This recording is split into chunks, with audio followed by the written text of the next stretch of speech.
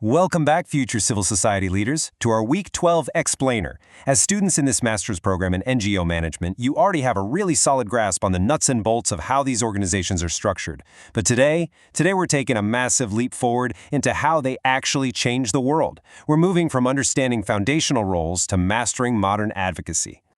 Here is our roadmap for today. We're charting the journey of the catalyst, covering advocacy versus service delivery, policy and campaigns, evidence and communication, navigating digital misinformation, and finally, diving into risk and ethics. All right, Part 1, Advocacy versus Service Delivery. Let's draw a sharp line right away between treating the symptoms and actually curing the disease. So, as your course materials highlight, NGOs basically operate in two main spheres. Service delivery is all about filling immediate gaps. Think of running direct programs to meet the urgent, on-the-ground needs of vulnerable people, and that's incredibly important. But advocacy? That's an entirely different beast. Advocacy is your catalyst role. It focuses on defending causes and pushing for systemic structural change. It means speaking out and demanding policy action to fix the actual root causes of poverty or environmental degradation.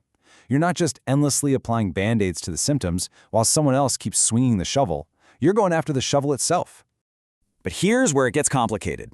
Take a look at the reality of contracted service delivery, like at an NGO health center. Under current neoliberal economic models, we're seeing governments increasingly withdraw from direct service provision, and instead, they just contract NGOs to do the heavy lifting for them.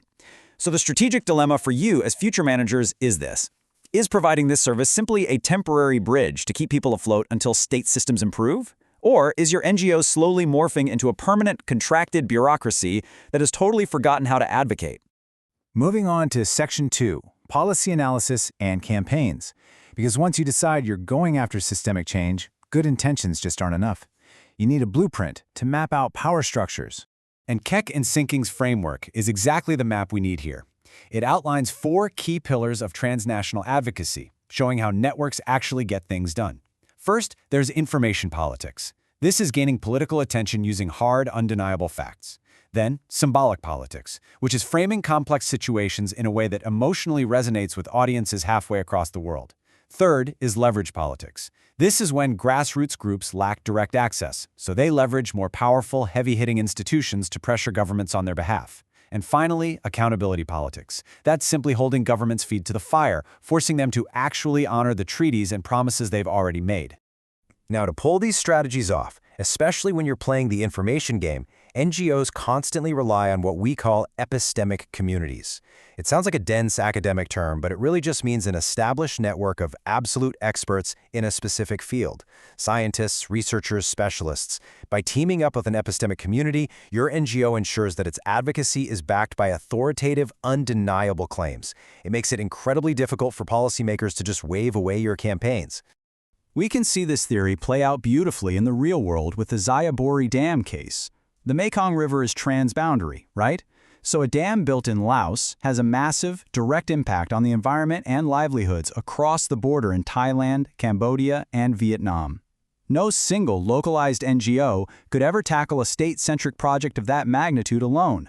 Instead, they had to form sophisticated cross-border advocacy coalitions. They pooled their ideologies, shared their resources, and challenged the decision-making at an international level. That brings us to Section 3, Evidence and Public Communication. Let's look at how we take all that hard evidence and turn it into a mobilized, booming public voice. We live in an era where AI can process mountains of data in mere seconds to inform policy. It's amazing, but here is the critical catch. Data alone does not make people march in the streets. You have to translate those brilliant insights into empathetic, human storytelling to truly grab your stakeholders. You could have the most flawlessly mapped demographic and economic data in the world, but if you don't humanize your mission, it's going to fall flat. Compelling narratives evoke the emotion you absolutely need to mobilize real collective action. This idea sits right at the heart of Oliveira's instigatory theory. It teaches us that for an NGO, strategic communication goes way beyond just broadcasting a message. It flips traditional, top-down corporate PR on its head. For you, communication isn't just a tool, it's an organizational goal in itself. You aren't just hunting for a one-time donation. You want initial engagement to spark active ongoing participation. And the ultimate goal? Co-creation. That's when your volunteers and members are so invested that they're actively shaping the strategy and pushing your issues to the very top of the public agenda from the bottom up. Which leads us to Section 4, Digital Advocacy and Misinformation. Because when you successfully challenge power, power pushes back. And today, that happens on a very messy digital battlefield. Disinformation is a reality you will face, and Heyman outlines a really sharp, modern defense strategy for it. Step 1. Be proactive. Use AI social listening tools to catch fake news about your cause the second it drops. Step 2. When the attack comes, don't panic. Deploy automated response systems like chatbots to instantly reassure your base with verified facts.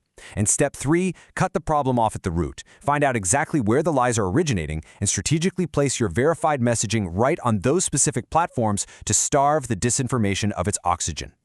Finally, we reach Section 5, Navigating Risk and Ethics. This is really the conscience of your entire operation, where you balance raw political survival with true ethical representation. Operating as a change catalyst carries massive risks. As Yasuda's research points out, NGOs working in restrictive environments have to walk an incredibly thin tightrope. You have the formal rules, the actual official laws written in the books, but then you have the informal rules, the political culture, the unspoken expectations of the authorities, which dictate the actual reality on the ground.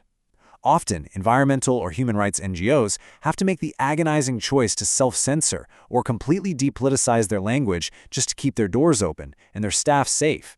It is a constant game of institutional survival. And in that struggle for survival, we have to confront this provocative quote from Mayorado. It's a heavy reminder of the ethical danger of just assuming your NGO perfectly represents the grassroots. Think about it. Transnational campaigns are wildly expensive. To run them, NGOs become heavily reliant on major donors and massive global networks. And in that pursuit of funding, it is dangerously easy to lose touch with the very local communities you claim to represent. As an NGO leader, you have to relentlessly look in the mirror and ask, are we actually acting as a bottom-up broker, or have we just become a machine pushing a top-down agenda under the guise of grassroots support? So as we wrap up this week's Explainer, I want to leave you with a question about your own future leadership. When you step into these roles, will you simply operate within the existing flawed structures, or will you be the catalyst that completely rewrites them? Service delivery keeps people alive, absolutely. But true, relentless advocacy is what alters the landscape forever. It demands bulletproof data, compelling human stories, digital resilience, and an unwavering ethical compass.